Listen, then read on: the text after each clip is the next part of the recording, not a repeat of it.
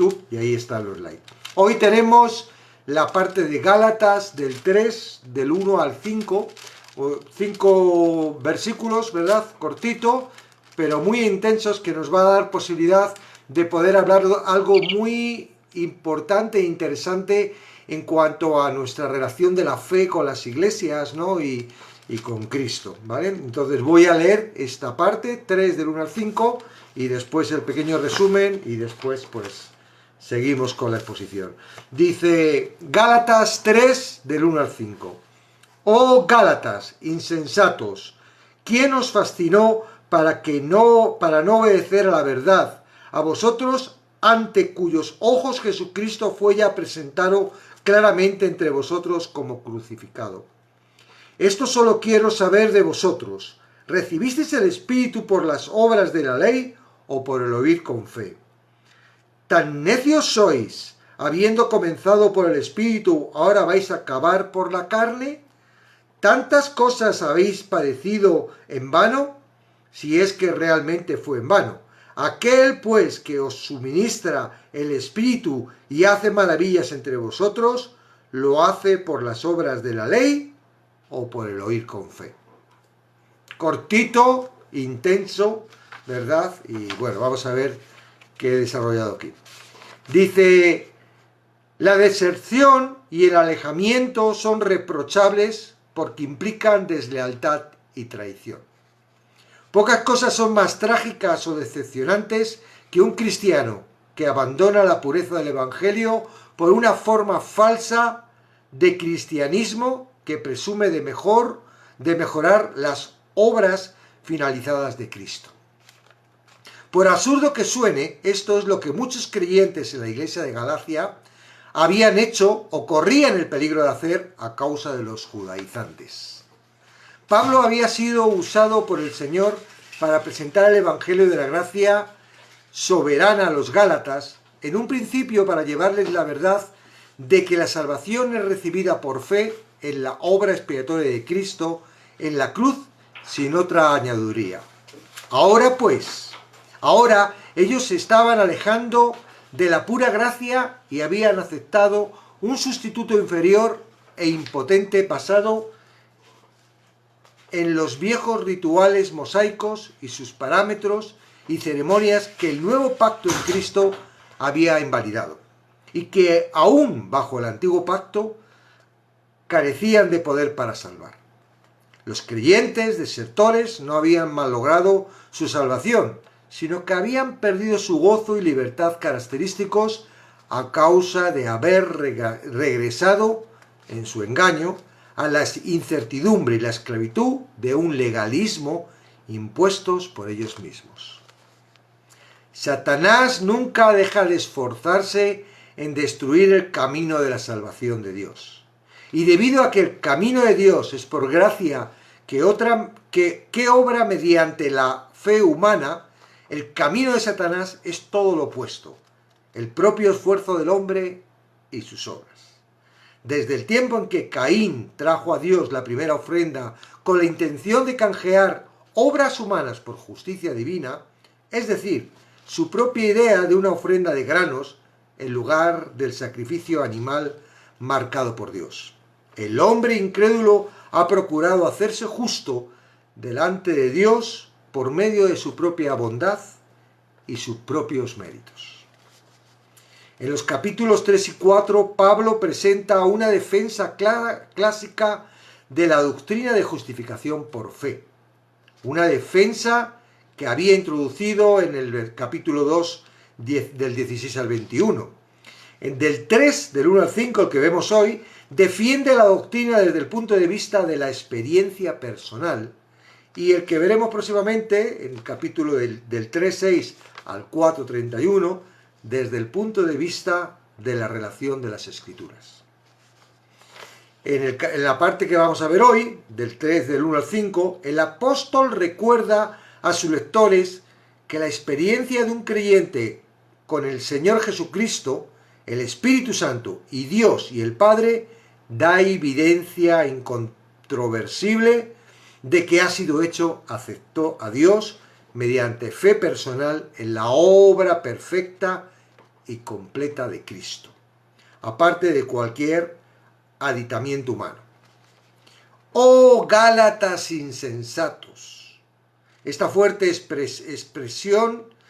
exclamación refleja una combinación de ira y amor mezclados con sorpresa. La palabra griega anoetos, insensatos, no connota deficiencia mental, sino pereza y descuido mentales. Los creyentes en Galacia no eran estúpidos, sino que optaron por no ejercer su inteligencia espiritual al verse enfrentados a las enseñanzas de los judaizantes, que contradecían las Escrituras y destruía el mensaje del Evangelio. Esos creyentes no usaron sus cabezas. Los Gálatas habían caído de manera insensata en el legalismo judaico porque habían dejado de creer y aplicar las verdades básicas del Evangelio que Pablo les había enseñado y por el cual habían sido salvos. La vida cristiana no se inicia ni se vive con bases en buenos sentimientos o inclinaciones positivas, sino sobre el fundamento de la verdad de Dios en Cristo. Los cristianos que se apoyan en sus propias emociones y no en contenido de las Escrituras están condenados a ser niños fluctuantes llevados por doquier doctrina, todo viento de doctrina, por estratagema de hombres que para engañar emplean con astucia las artimañas del error. La vida cristiana fiel y eficaz no es una simple aventura emocional repleta de sentimientos agradables y experiencias maravillosas. Es, antes que nada, la búsqueda humilde de la verdad y la voluntad de Dios con el fin primordial de vivir conforme a ellas. Los Gálatas, de hecho, habían sido encantados o fascinados por los judaizantes, por medio de las lisonjas, promesas falsas o poderes diabólicos. Y aquí indica con claridad la manipulación de sentimientos por encima de los hechos y de las emociones por encima del entendimiento claro de la verdad. Los Gálatas no fueron víctimas de un hechizo o un encanto mágico, sino que se dejaron convertir en pupilos de enseñanzas torcidas que debieron haber reconocido al instante como falsas. En segundo lugar, Pablo apela a la experiencia de los creyentes de Galacia con el Espíritu Santo. Les pregunta, ¿acaso no recuerdan la obra que el Espíritu hizo en sus vidas tras haber confiado en Cristo para su salvación? Esto solo quiero saber de vosotros. Al recibir a Cristo, ¿recibisteis el Espíritu Santo por obras de la ley o por oír con fe? ¿Tuvieron que cumplir más requisitos, pasar por algunas ceremonias especiales o realizar algunos ritos adicionales? ¿O recibieron el Espíritu por la gracia de Dios al mismo tiempo que recibieron a Cristo como Señor y Salvador? La pregunta era retórica y la respuesta era obvia. Recibieron la justicia de Cristo y su Espíritu Santo al mismo tiempo. El regalo del Espíritu Santo es la evidencia más inequívoca del favor de Dios en la vida del creyente, su más grande prueba de salvación y la garantía de gloria eterna. El Espíritu mismo da testimonio a nuestro espíritu de que somos hijos de Dios. Habiendo comenzado por el Espíritu, continúa Pablo, ahora vais a acabar por la carne. ¿Cómo pudieron llegar a pensar que su carne débil, imperfecta y todavía pecaminosa podría mejorar lo que el Espíritu de Dios empezó en ustedes desde que creyeron por primera vez? Al poner la situación en perspectiva, se hace evidente cuán irrisorio es cualquier intento de apartarse de las provisiones de la gracia para recurrir a los esfuerzos de la ley. ¿Tantas cosas habéis padecido en vano?, le pregunta Pablo enseguida. ¿Acaso las cosas que experimentaron fueron en vano? ¿Es posible que no hayan aprendido algo de sus propias experiencias? ¿No pueden pensar en lo que han oído y darse cuenta de que los argumentos de los judaizantes no cuadran con el Evangelio que les ha sido enseñado y el cual han experimentado en sus propias vidas? La tercera apelación a la experiencia se relaciona con Dios el Padre, aquel, pues, que os suministra el Espíritu y hace maravillas entre vosotros. Suministra es la traducción de epichorigeo, que significa proveer en abundancia con gran generosidad. El argumento de Pablo tiene fuerza propia. Si uno ha recibido salvación eterna mediante la confianza en Cristo crucificado, ha recibido la plenitud del Espíritu Santo el mismo instante en que creyó. Y tiene el poder del Espíritu Padre que mora y obra en él. ¿Cómo puede abrigar la esperanza de mejorar esa situación por medio de sus propios recursos humanos insignificantes y la realización de algún esfuerzo meritorio? Las experiencias son importantes en la vida, marcan mucho de nuestros momentos, pero no sirven para mantener la fe. Los sentimientos son fáciles de manipular y de desviar. Es el fundamento de la palabra donde encontraremos el equilibrio para no perder las experiencias con Dios. Hay una evidencia clara con respecto a... Porque claro, estamos hablando de lo que pasó en aquella época, pero para nosotros la palabra es viva y eficaz para en estos momentos. Tú no estás leyendo una carta histórica, tú lo que estás leyendo es la palabra de Dios para tu vida en estos momentos. Entonces, tú tienes que ver qué Dios te está diciendo y seguro que te dice algo. Mira, hay un peligro grandísimo que existen... Un segundito, perdón.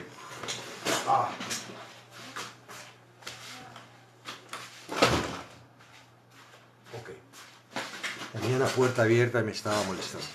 Hay un peligro que es que cuando todavía somos inexpertos. Por eso yo digo que los fariseos, los judaizantes se acercaron rápidamente a estas iglesias porque estaban todavía en un estado en donde no habían fortalecido su fe. Estaban disfrutando de una fe. Y es lo que a Pablo le extraña. Digo, vamos a ver, no tenéis el Espíritu, no habéis recibido el Espíritu, no habéis visto, ¿no? Y yo esto lo puedo ver en las iglesias, ¿verdad? Que la conversión de las personas es como cuando echas a pescar, ¿no? Le enganchas en el anzuelo y le dices, wow, el Señor te ama, Jesucristo ha muerto por ti en la cruz, te ha perdonado todos los pecados, y la persona que viene, que está hecha polvo de su vida, con un montón de cargas a su hombro, con un montón de cosas que no sabe cómo hacer, de repente le dice, mira, el Espíritu Santo te va a ayudar, el poder de Dios te va a acompañar, vamos... Entonces la persona dice, wow, me va a ayudar Dios, y cree en Dios, me ha perdonado todas las cosas que yo he hecho, Dios, gloria a Dios, ahora ya no tengo que... Y recibe el Evangelio, y en ese momento hay un gozo inefable, ¿verdad? Hay una situación, vemos todos esa circunstancia, ¿no? La gente llora, se alegra, empieza a cambiar su vida, y todo empieza a cambiar, y tendría que seguir así. Pero ¿qué sucede en las iglesias? Señores, lo que estaba pasando en Gálatas no es algo que no esté pasando hoy en día en las iglesias. Hay muchas iglesias que a lo mejor no son fariseicos, a lo mejor no son judaizantes, pero son personas que, atrapadas todavía por Satanás, están haciendo cargas y doctrinas en la iglesia, que lo que parece un gozo, que lo que parece tan fantástico, que lo que parece increíble, empieza a ser una carga. Ya no que es que Cristo me haya salvado, sino que es que ahora ya tengo que dejar de hacer esto, tengo que hacer lo otro. Rápidamente la iglesia se pone en marcha para convertir a un convertido en algo. ¿Qué querían los judaizantes con los gálatas? Querían convertirlos, ¿verdad?, en judíos.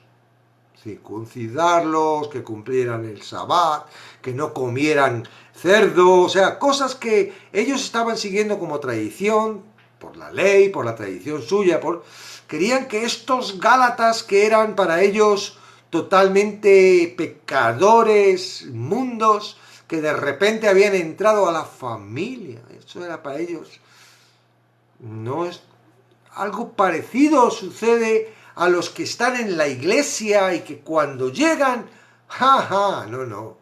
Ahora tú tienes que esforzarte, tú tienes que dejar de pecar, tú tienes que...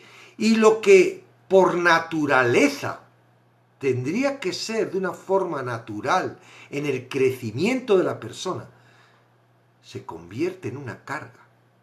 Y no solo en una carga, sino en muchas mentiras. Hoy estábamos trabajando, como siempre, el versículo de Juan 1:8, ¿verdad? Porque me han mandado una prédica donde estamos siempre ahí marcando que el cristiano es pecador. ¿Cómo va a ser el cristiano pecador? Hay dos tipos de personas. Están los justos, los cuales los trata Dios como hijos. Para ellos, Él es Padre. Esos son los justos. Pecadores, a los cuales Dios para ellos es juez. ¿Y qué hace Dios? Los entrega a esclavitud, a Satanás, para que Satanás los trate fatal y se den cuenta y puedan, a través de la propiciación de Jesucristo, pasar a ser hijos, por gracia. Así de sencillo. No. Los justos siguen siendo pecadores, señores, porque en el versículo 1:8, primera de Juan 1:8, dice, ese es el error que tenían los fariseos, los judaizantes, en la iglesia de Gálatas, que entendían que aun siendo ya salvos, siendo ya por gracia rescatados, justos, tenían que circuncidarse, porque tenían que respetar la ley y porque tenían que convertirse en lo que es el antiguo pacto. En realidad, es lo que hablábamos en el resumen, el hombre siempre quiere traer su propia justificación. ¿Cuántas veces has escuchado en tu iglesia? Es que tienes que agradar a Dios. ¿Y qué hay que hacer para agradar a Dios? Pues dejar de hacer y tienes que hacer. Porque no solo es el dejar de hacer el pecado, sino que está el pecado de omisión, lo que no haces, que tienes que hacer. Esas cargas al cristiano le hace sentirse pesado, le hace que esa gracia, ese encuentro que tiene con Jesucristo, esa bondad, esa misericordia, ese amor, se convierta en una carga pesada que ni puede librar. Para colmo, en este estudio o en esa prédica dice, el hombre no puede dejar de ser pecador por su propia cuenta. Entonces, si no podemos dejar de ser pecadores, ¿cómo llegamos? Es a través del Espíritu Santo. Y ahí viene el complicado. Y ahí viene la trampa. ¿Por qué querían los judaizantes que los gálatas se judaiciaran? Me equivoco. Bueno, para que los gálatas, los gentiles, dependieran de ellos. ¿Para qué quieren los de la iglesia que crean que son pecadores y que es a través del Espíritu Santo cómo van a tener? Mira, todavía en la historia de la humanidad no ha habido ni uno que a través del Espíritu Santo se convierta en santo. ¿A qué esperan? Todavía están esperando. Todavía están diciendo, oh Espíritu Santo, ven y dame el poder para poder dejar de pecar. Es que todavía no ha pasado una vez así en la historia, porque el Espíritu Santo no hace eso. El Espíritu Santo no se encarga de darte el poder para que tú no peques. Es a través de la fe, de creer que Cristo ha pagado por tu pecado y que te ha convertido en justo, por lo que tú te liberas de la esclavitud del pecado. Señores, yo quiero que aprendan, los poquitos que están aquí hoy, y si no, no podemos depender del Espíritu Santo, primero porque no hay ningún capítulo, ningún episodio, ningún versículo que fortalezca eso. Es un pum, unas comillas que colocan al final de un discurso y que a veces son en la misma oración final, Señor, y que da la casualidad de que lo que están haciendo es culpabilizar al Espíritu Santo de que no está haciendo el trabajo y por eso nosotros somos pecadores. Es como los musulmanes que acusan, no que acusan, dicen, nosotros somos pecadores porque Dios nos hizo imperfectos. Entonces, ¿quién tiene la culpa? Dios, que nos hizo imperfectos. O la oración, la oración que hacen al final de esto, Señor Espíritu Santo, nosotros no podemos por nuestras fuerzas, porque tú no podemos, porque somos pecadores. Ven tú y hazlo. Si no lo hace, ¿de quién es la culpa? Yo no puedo. El Espíritu Santo no lo hace. ¿De quién es la culpa? Ay, es que estoy esperando a ver si la llenura, el Espíritu Santo viene en el mismo momento en el que tú crees. Ahora el Espíritu Santo se debe contristar. Vamos a Primera de Juan. Primera de Juan es un libro. Mira, vamos a leerlo desde el 1, ¿vale?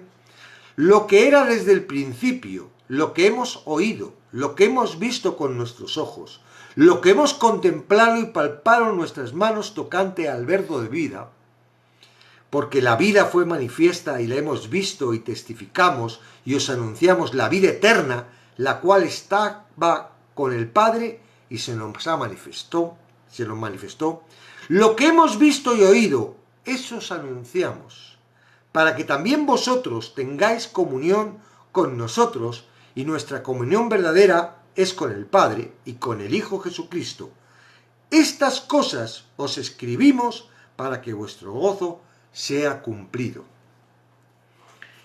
En el capítulo 2, versículo 1 dice, hijitos míos, estas cosas os escribo para que no pequéis.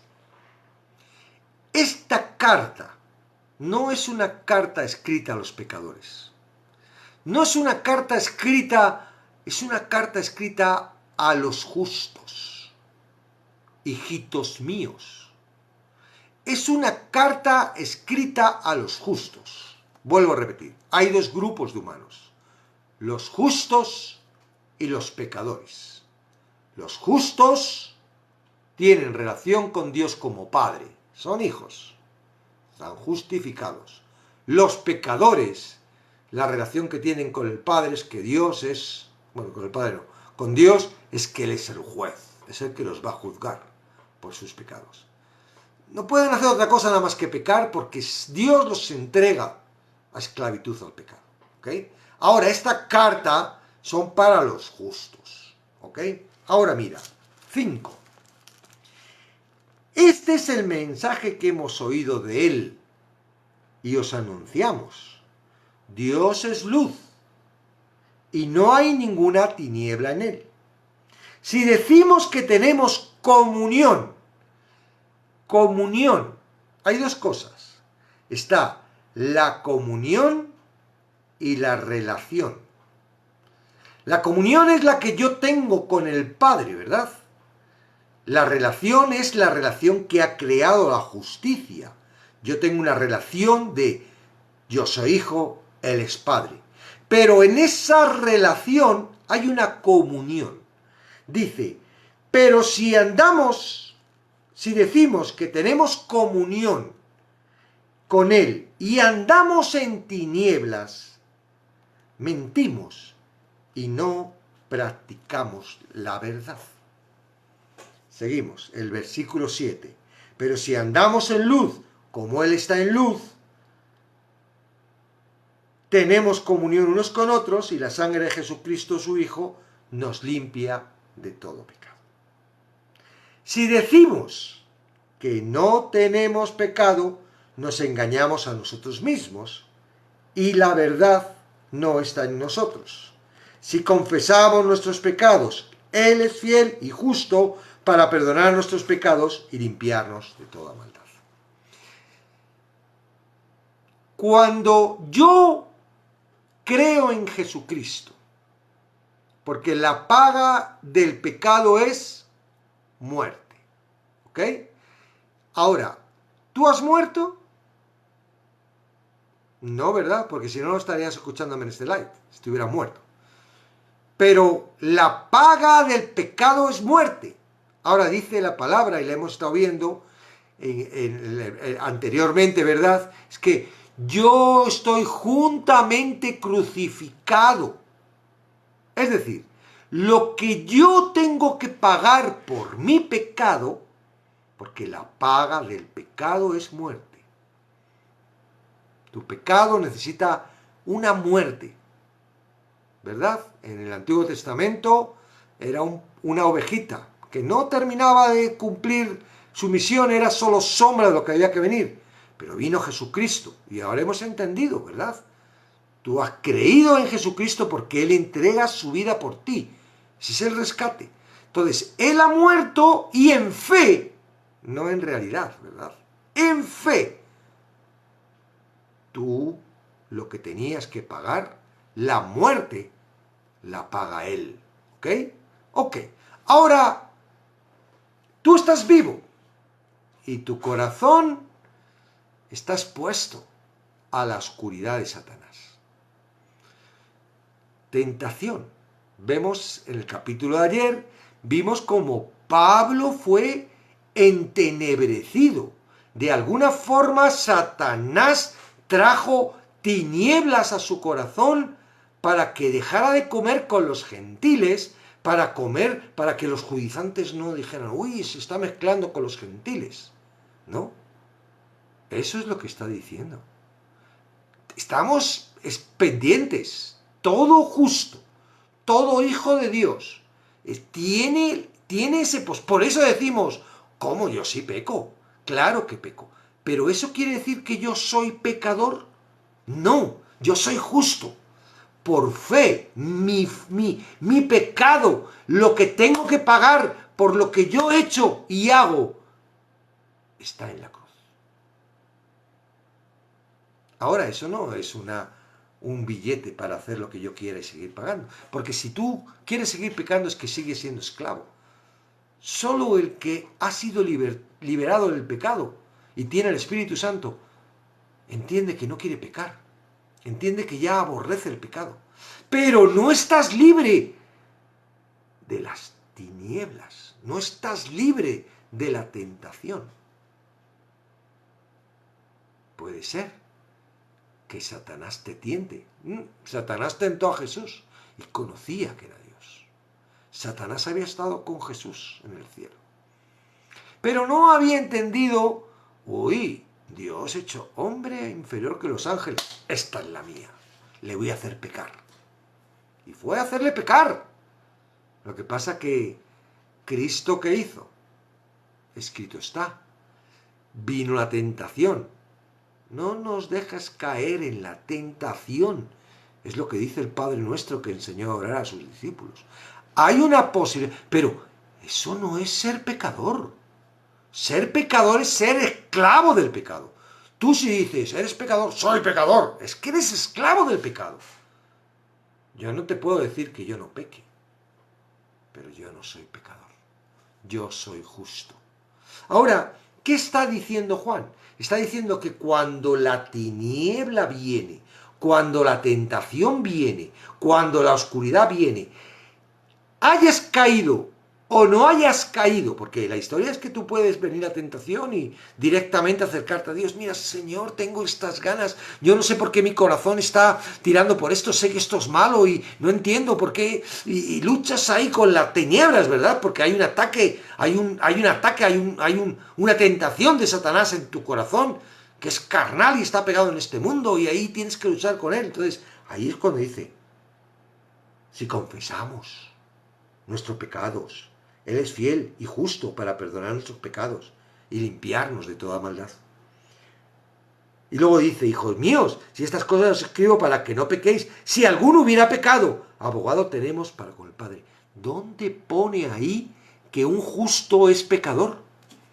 No lo pone por ningún lado. Señores, no pueden utilizar ese versículo para decir que somos pecadores. Serán pecadores ellos.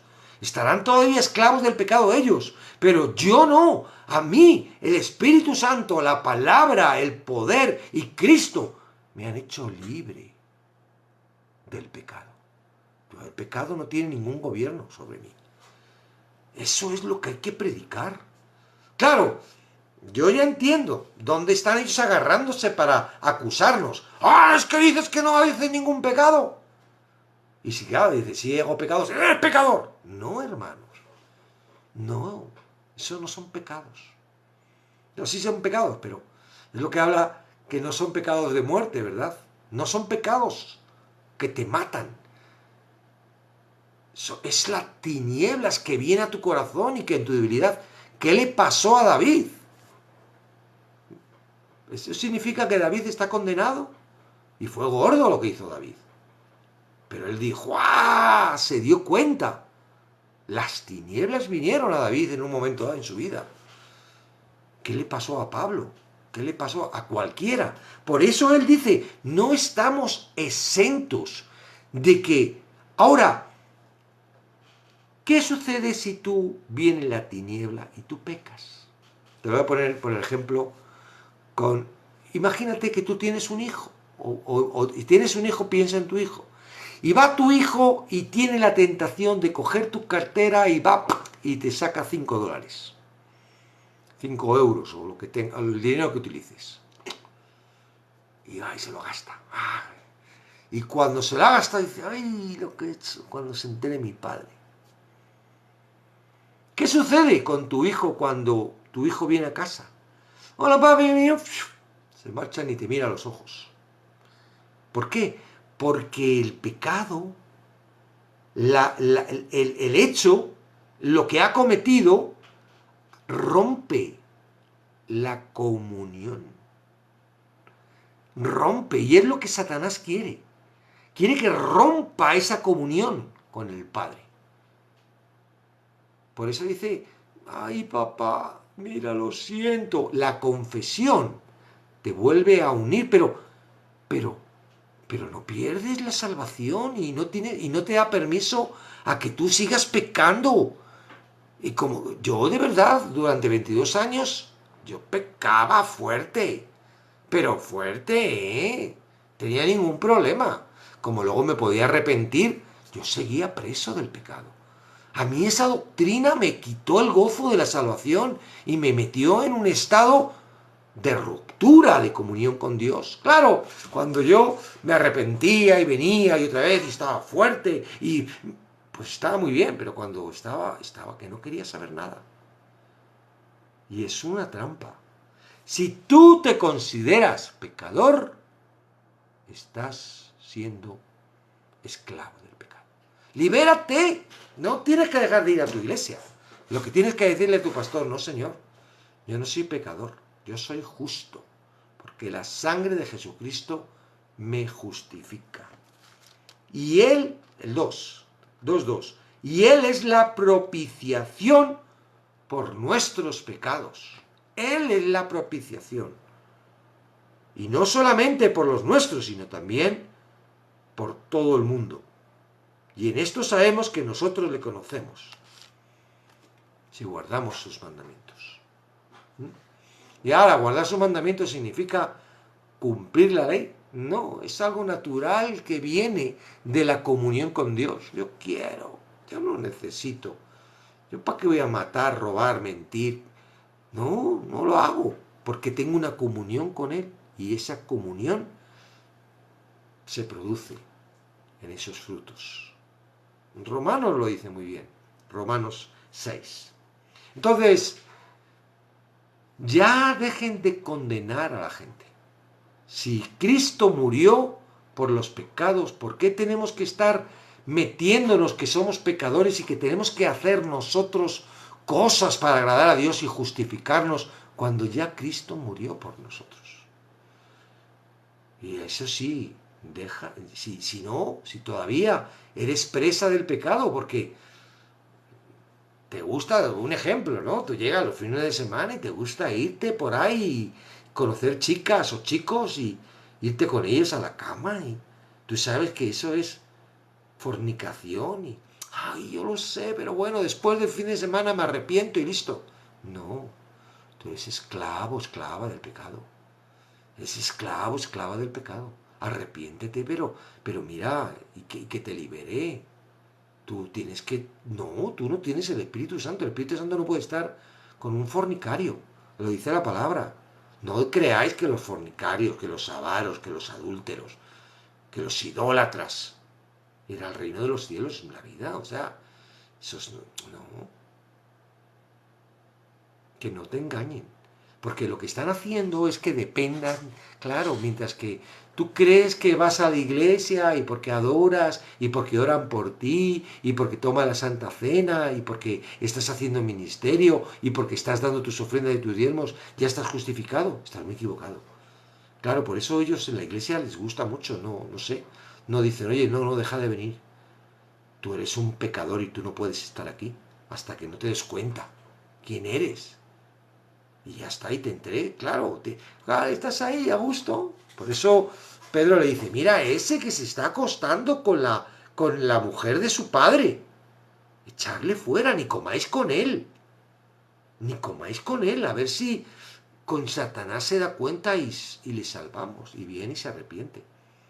Porque no se ha convertido, porque no ha entrado, no ha conocido la salvación, no ha creído, él sigue preso del esclavo. No ha creído. Y parte de la culpa de no creer es esa falsa doctrina que nos dice que seguimos siendo pecadores. No, señores.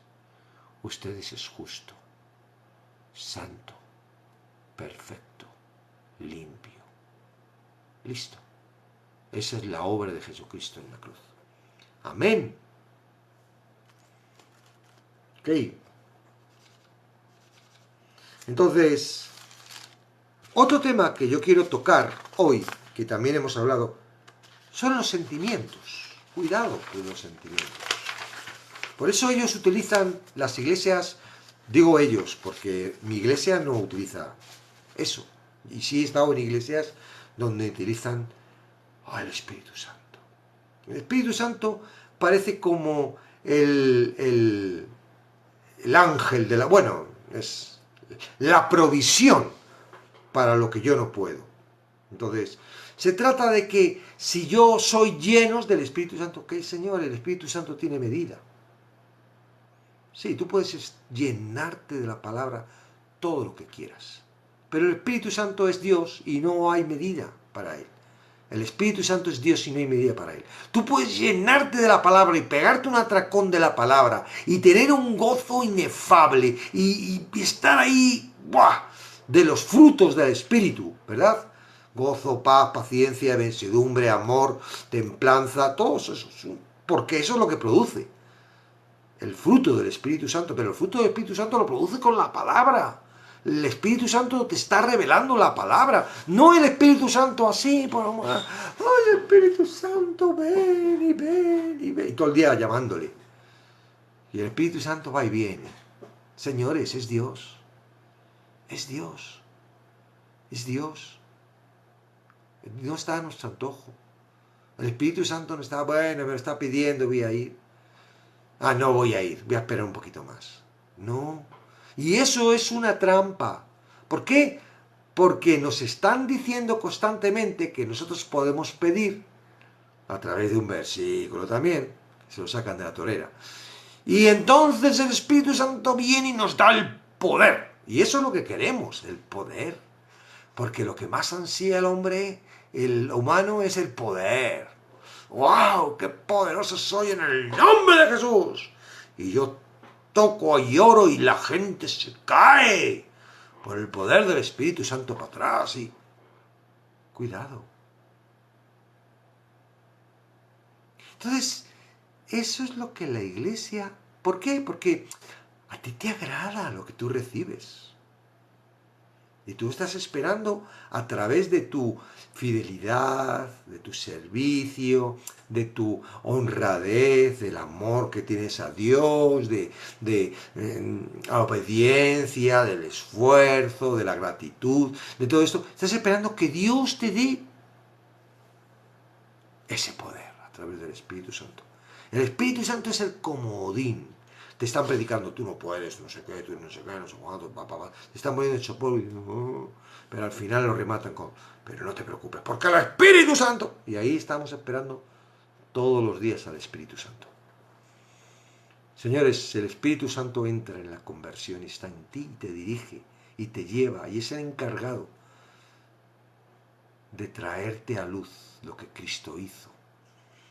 Es la comunión con el Padre a través de la palabra. No esperes que el Espíritu Santo aquí en tu mente te venga y te diga y te cambie cosas que... No, el Espíritu Santo te habla a través de la palabra. Con lo cual, no esperes, no estés ahí todos los días ahí invocando al Espíritu Santo y pidiendo al Espíritu Santo la llenura y orando. A ver, los que quieran que salgan adelante, que vamos a orar para que sean llenos del Espíritu Santo. Y todos salen adelante. Todos los domingos son los mismos los que salen adelante. Y no sucede nada. Es más, lo que sucede son cosas emocionales que no te valen para tu fe. Porque la emoción, en el momento de la emoción es genial. Pero cuando viene la dificultad, cuando viene, ya no hay ningún tipo de emoción y no tienes ninguna certeza porque eso no produce fe.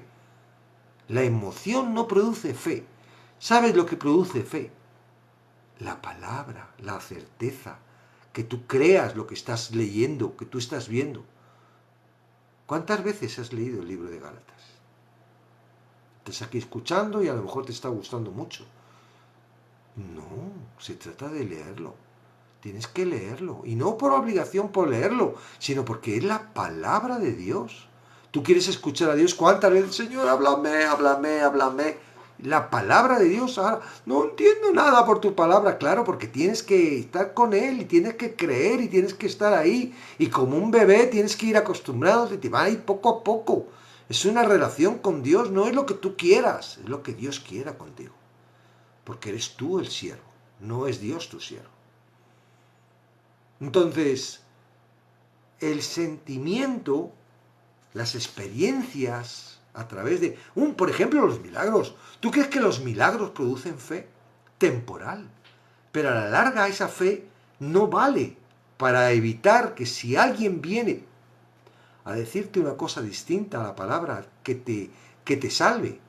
No, es algo emocional. Ay, he creído porque me ha pasado esto, fíjate. Era imposible. Los médicos me decían que me iba a morir, pero Dios me salvó y estoy vivo y he hecho un milagro. Y eso no te mantiene, no te da la fe. ¿Por qué? Porque de repente alguien viene y te cuenta algo, pam, pam, pam, pam, y te lo crees y te lleva a otro sitio que pierdes todo el fundamento de lo que es realmente la fe. Y es lo que le estaba pasando a los Gálatas.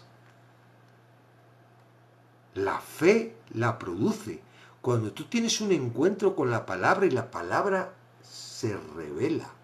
Revela es correr el velo. Hay algo detrás de la palabra que tú no ves y de repente la propia palabra hace así, te hace entender y ¡ah! Y eso te mantiene en la fe. A Abraham, que Dios evitaran que se llevaran por delante, dejaran a su mujer en Egipto, no le produjo ninguna fe. Le produjo diciendo, cuidado con lo que hago, porque la verdad es que cada vez que hago algo por mi propia cuenta meto la pata. Pero las experiencias, las cosas así, sentimentales y tal, no te fortalecen la fe. Lo único que puede fortalecerte la fe es la palabra. Señores, si dice Ayub, que yo lo estoy repitiendo porque, bueno, es así, ¿no? Es una advertencia. Cuando viene la tempestad, que puede ser la tempestad a tu vida o puede ser la tempestad al mundo, a través de los 7 años de tribulación o lo que sea, ¿verdad? Como vino con la pandemia, que fue una tontería. Porque en realidad yo decía, comparado con una guerra, bueno, no me dejan salir de casa, no sé qué, pero comparado con una guerra que están cayendo bombas del cielo, de verdad que esto es una maravilla. Y más cuando ya no creías que el virus estaba por el aire, sino que era simplemente todo un artilugio mediático para traer miedo y temor y dirigirte en lo que ellos quieren. Porque eso fue clarísimo. Fue clarísimo. Para los que tienen un poco de coco y se salen de las noticias de la televisión, era evidente de que no estaba el virus detectado, que antes del virus ya tenían lo de las pruebas PCR. O sea, un montón de cosas que uno le da vuelta y dice, menuda batalla que nos han metido. Pero nos la metieron, es igual. A la larga, aunque no creas, teníamos que estar encerrados y salía la cárcel, la policía tenía posibilidades de meterte una multa, que la pagas o no la pagas o tal, pero que... Y hasta hemos visto, ¿verdad? Vídeo de palizas de la policía, la gente, del miedo que tenían, porque salían sin mascarilla y... No sabemos. Hoy ha muerto la reina de Inglaterra. Yo no sé quién va a estar ahí, pero son pilares y cosas que están pasando que cuando venga, los que no estén asentados en la roca van a tener pérdida. ¿Tú qué entiendes por pérdida? Pues que no sabes. Tu vida es, ay, ¿ahora qué? ¿Y ahora qué hago? Porque tu fundamento no está colocado en un sitio que te haga aguantar toda esa dificultad. ¿Cómo? ¿Cómo puedo hacer para edificar mi casa en la roca? Pues la palabra lo dice muy claro. Leyendo, creyendo y haciendo. Y no es para salvación. Es para estar fuerte y sujeto para cuando venga la tormenta. Entonces tú dependes de lo que quieres hacer. Si quieres seguir perdiendo el tiempo con el TikTok o con las cosas que estás haciendo, o te pones pilas a saber cuál es el verdadero evangelio. El verdadero evangelio. Porque esta carta que estamos estudiando, Pablo lo tiene muy claro. Gálatas insensatos. Insensatos. ¿Cómo dice? Lo hemos visto hoy. Gálatas. Y ahora voy a meter a dónde están los insensatos. Gálatas 3. Oh Gálatas insensatos. ¿Qué te suena la palabra insensato? ¿A dónde te lleva la palabra insensatos? Mateo 25.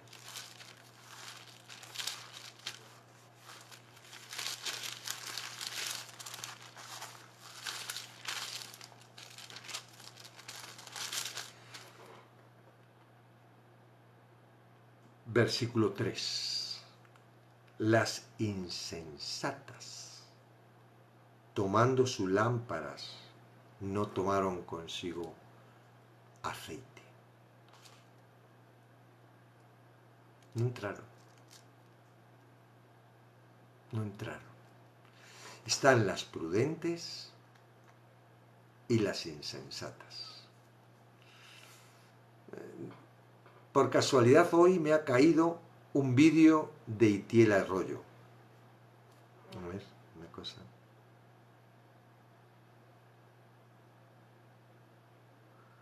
No está ya. Ha entrado pero se ha ido. Estaba viendo una persona que estaba publicando el otro día. Itiel Arroyo es un predicador muy famosillo aquí en España. jovencito ahí que tiene un testimonio ahí y estaba predicando como normalmente predican hoy en día. Dios le ha hablado directamente a él y a su mujer, y a través de esta palabra, de la parábola de las vírgenes, él garantiza que de aquí a 10 años se acaba el mundo. Así. Yo no sé si, como no se acabe de aquí a 10 años, de verdad que el vídeo ese era para decirle: eres un falso profeta. Hay que tener mucho cuidado. Yo no digo el día ni el año, pero 10 años me ha dicho el Señor, personalmente a él. A él. Vale. Y a lo mejor es porque eran 10 vírgenes, ¿no? Y por eso, bueno. Y él desarrolla en su prédica, dice: ¿cómo vas a estar? Dice: porque tú y yo vamos a ver eso. Vamos a ver que Cristo viene. Y la diferencia de irte con él a que irte a otro lado, distinto, es: ¿eres prudente o eres insensato? Ahora, si tú te pones a fijar y miras esta parábola, no desarrolla, ¿verdad? ¿Cómo son las prudentes y por qué las prudentes cogieron el aceite? ¿O por qué las insensatas cogieron las lámparas y no cogieron el aceite? No lo desarrolla. Tú puedes pensar, prudentes llevan aceite, insensatas. Ahora, si tú desarrollas esta palabra prudentes y empiezas a predicar obras como hacían los judaizantes, quedas muy bien. Y no solo que quedas muy bien, sino que pones a la gente un montón de pilas y les vas a mostrar, claro, ¿por qué es tan popular el predicar obras? ¿Por qué los judaizantes iban predicando lo que iba predicando? Era tan popular porque todos añoran hacer lo que estás predicando, pero ninguno puede. Y luego siempre están prometiendo que vas a poder a través del poder del Espíritu Santo con la oración que ellos hacen. Es decir, es como un beneficio. ¡Wow! A través de este poder voy a poder hacer lo que no he podido hacer. Y lo siento decirte, ni vas a poder hacer. ¿Qué es una persona prudente según esta palabra? 5 de ellas eran prudentes y 5 insensatas. Las insensatas tomaron sus lámparas, no tomaron consigo aceite, mas las prudentes tomaron aceite en sus vasijas juntamente con sus lámparas. Es lo más normal. Una persona prudente piensa: hoy me puedo quedar sin aceite. Mientras que una persona insensata, como está ahí a lo suyo, ¿verdad? ¿Cuántas personas? Yo conozco, y yo a mis hijos he dicho: no seas insensato, te pasa siempre igual, tienes que ser prudente. Yo siempre he sido más prudente. Y eso significa que yo soy salvo y él es no salvo. Porque él es insensato. Mire, señores, seamos honestos. Todos somos insensatos. La palabra insensato es no tener sensatez. Y el humano, porque si tuviera un poco de sensatez el humano, el mundo sería distinto. Pero el humano no tiene sensatez. ¿Cuál es la parte de sensatez que tú tienes en esta vida? Yo, en mi vida, la parte de sensatez que tengo es que he aceptado a Cristo. La parte de sensatez que yo tengo en mi vida es que me he entregado a Cristo y que ahora ya no dependo de mí. Ya no dependo de mi insensatez, dependo de Él a través de su palabra. Porque si yo me dirijo por mi sabiduría, por mi inteligencia o por mi corazón, soy insensato. Pero si me dirige Él a través del Espíritu Santo, por el camino que ha abierto, angosto, por el cual camina Él, que por muy torpe que sea, no se pierde, no voy a tener otro problema, porque es Él el que camina conmigo. Mi sensatez es Él. Mi sensatez tiene que ver con lo que he hecho, aceptado a Cristo. Me he dado cuenta que soy totalmente inútil y que a través de la gracia, a través de Él, me convierto en hijo. Este es el mensaje. Ahora, qué diferente empezar a atravesar porque tienes que ser prudente y levantarte a las 1 hora antes. No hace falta que te levantes 2. Con una que te levantes al día es suficiente y empieces a leer la palabra. Y entonces, cuando ya estés con Él, vas a ver que tú vas a poder. No. Y empiezas otra vez. A tú. Y tú aquí, es verdad, todo lo que no hago es verdad. Ay, si viene Jesucristo me pilla ahí. Eso es un mensaje de salvación. Eso es un mensaje que yo qué sé. Señores, Iciel Arroyo es un judiciante. Predica para su interés, porque le gusta mucho la fama que tiene. Y crea unos sermones que son acariciagatos de mucho cuidado. ¿Para qué? Para tener aún más interés. Y no me importa decírselo a la cara, porque si hay amor entre nosotros, el amor se tiene que ver con la sinceridad. Y yo no estoy diciendo que yo sea mejor que él. No. Si él realmente entendiese el verdadero evangelio, sería un chaval bastante... No sé si Dios le permitiría tener la fama que tiene o el Satanás le quita toda la fama y entonces sería un ignorado como somos todos los que predicamos el evangelio de la gracia. Es mucho más popular. Es mucho más popular. Señor, si yo tuviera que tener una iglesia, o sea, es absurdo. Yo no tendría que predicar lo que estoy predicando ahora. Empezaría a predicar las obras para empezar a trabajar y a esclavizar a las personas. Porque en realidad lo que necesita una iglesia son esclavos que estén y que unos cuantos vivan a través del esfuerzo de un montón. Pongan a mirar su iglesia, señores.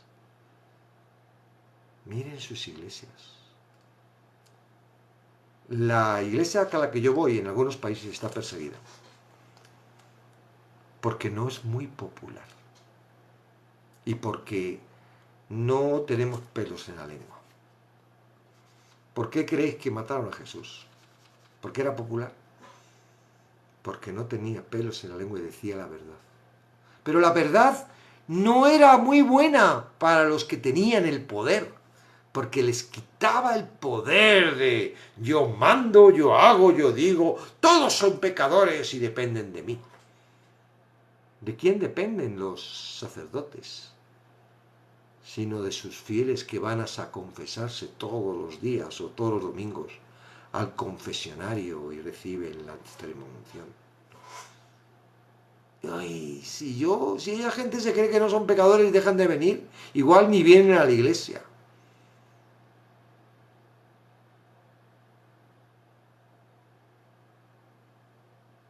Una persona lo dijo aquí un día, habló con el pastor y dijo, sí, tienes razón, pero si yo predico esto me quedo sin nadie en la iglesia. ¿Cómo? Así se lo dijo. Me quedo sin nadie en la iglesia. ¿Cómo? Bueno, yo no estoy hablando para iglesias, estoy hablando para las personas que me están escuchando, que es lo único que puedo hacer en este momento y que por lo que no digo esforzarme, porque, bueno, es un compromiso que he hecho con Dios y lo hago.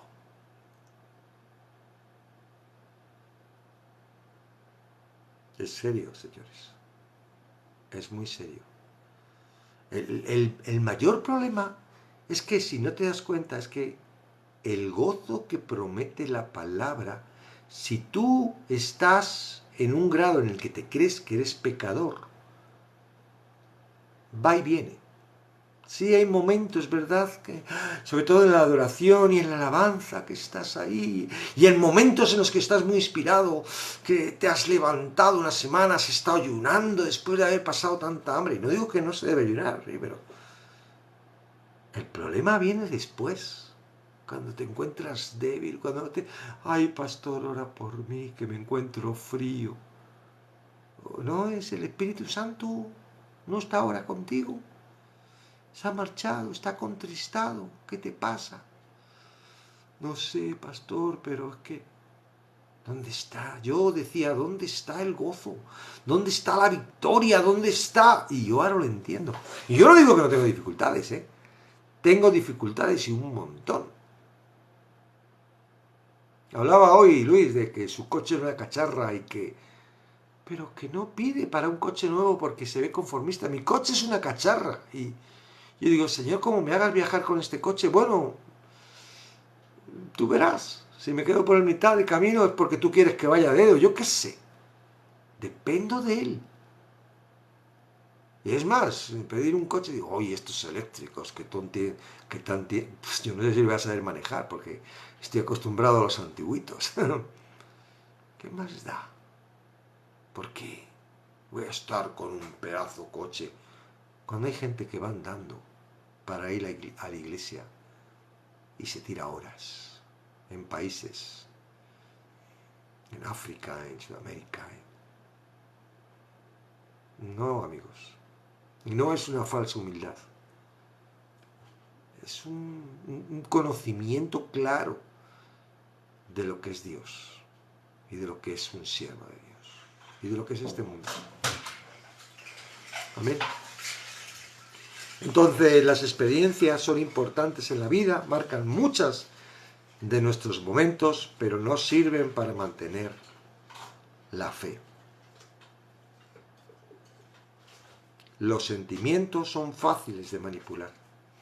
Las iglesias son expertas, mucha gente son expertos, son coats, trabajan el sentimiento, son como psicólogos. No te están trabajando la fe, te trabajan las emociones, te trabajan... Y eso no es la fe.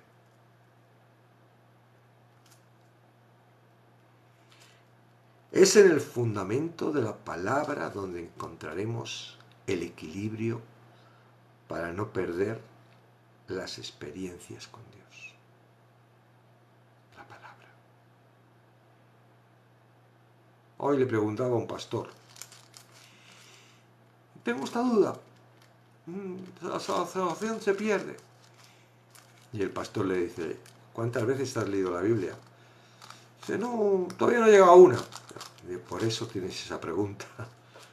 Porque si te lo hubieras leído un par de veces, te hubieras dado cuenta de que no se pierde. Una vez que has entendido cómo es la salvación. Quizás los Gálatas no tenían la posibilidad que tú tienes. Los Gálatas no tenían la carta de Romanos, no tenían la carta de Hebreos, no tenían la carta de Apocalipsis, no tenían los Evangelios, no tenían los Gálatas. Tan solo tenían la experiencia de haber tenido a Pablo y seguro que no habían ni tomado nota. Porque muchas veces llegamos a la iglesia y nos sentamos así y nos marchamos y lo último, ¿qué tanto por ciento te llevas de lo que estás oyendo? Entonces los Gálatas eran facilitos, de que llegaran otros y les metieran, y eso es lo que hace Satanás. Viene y te mete otra cosa para quitarte el gozo y para que no alcances la seguridad de la salvación. Lo dijo en Hebreos, ten cuidado, no llegues a alcanzar la gracia. Ten cuidado, no llegues a alcanzar la gracia, que habiendo una raíz de amargura, salgas expulsado y no la alcances.